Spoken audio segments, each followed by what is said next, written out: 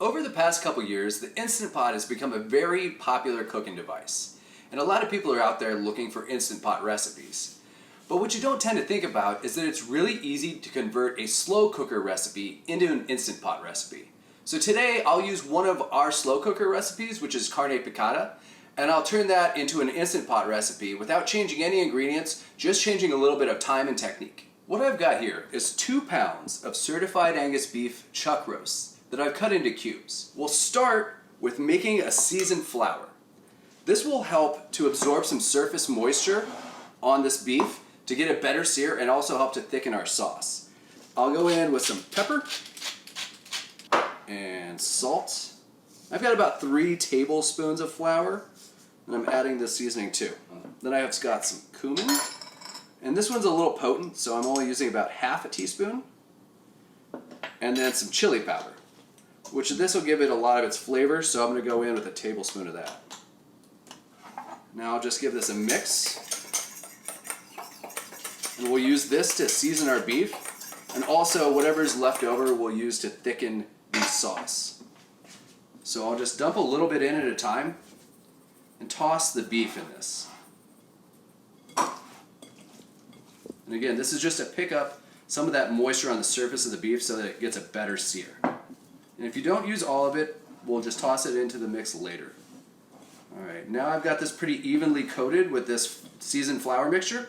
Now this is where the recipe is going to vary a little bit from a traditional slow cooker recipe. Rather than searing in a pan and transferring to a slow cooker, we'll be able to sear everything right in this Instant Pot. So the first thing you want to do is set the Instant Pot to saute. And then it says less, normal, or more. You want more. That's a higher heat, which is better for searing.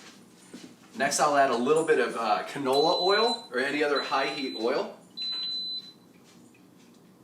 And we'll just add that to make sure there's a good amount on the bottom, again to help this sear. Then I'll start searing this beef in batches because you don't want to overcrowd. Even the Instant Pot, it won't sear off very well and you won't get that nice brown, develop the good flavor. So I'll sear this beef in batches and keep pulling a little bit out, adding new beef, and then we'll go into the pressure cooking. I've got the reserved flour from earlier, so it's reserved spice flour. I'm going to use that to kind of almost act like a roux. It'll help to thicken the braising liquid. And then I will add my 2 cans of diced tomatoes with green chilies. That will be the base to our braising liquid. And then I will go in with my seared beef. And you want to make sure you get all those juices from the beef into that as well. I'll just give it a quick stir, and then we'll put the lid on.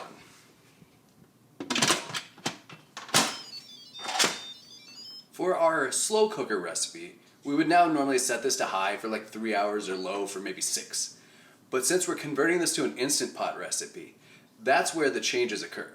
This is going to be pressure cooked, so the same thing will happen, it's just going to happen at a higher rate of time.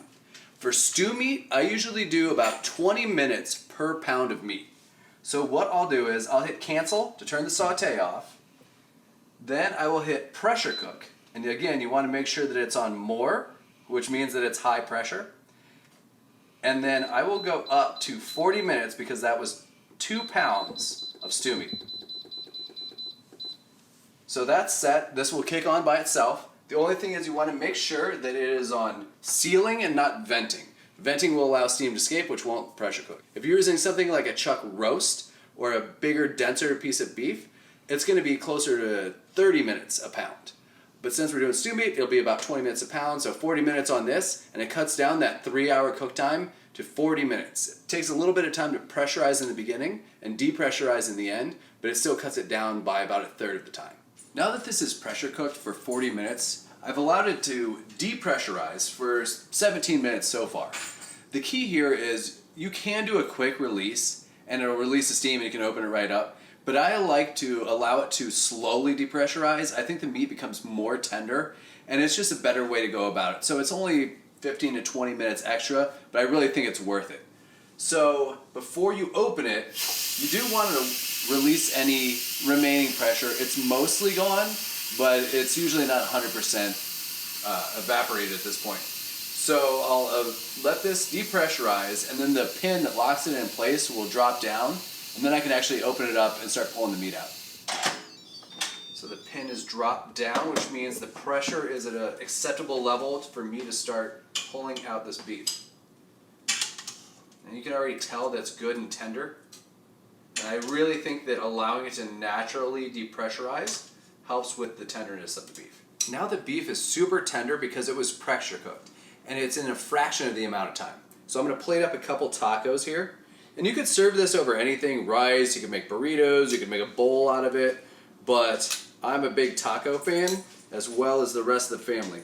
So that's what we're gonna have with this tonight. I've got some sour cream, which I really like. I like media crema too, the traditional like Mexican table cream. But we got sour cream tonight. And then I've got some pickled onions that I actually made. These are pickled red onions. And I love the little bit of tang these give to a taco. So we'll get a few of these on there too. And then we've got a little bit of fresh cilantro that's just, you know, herby, great with Mexican food. Some people don't like it, so don't feel bad if you don't like cilantro. With just a few technique changes from the original recipe, we cut down the cook time by 1/3 and had dinner ready for the family in just about an hour. Join me next time and we'll cook another recipe from my kitchen. I love tacos!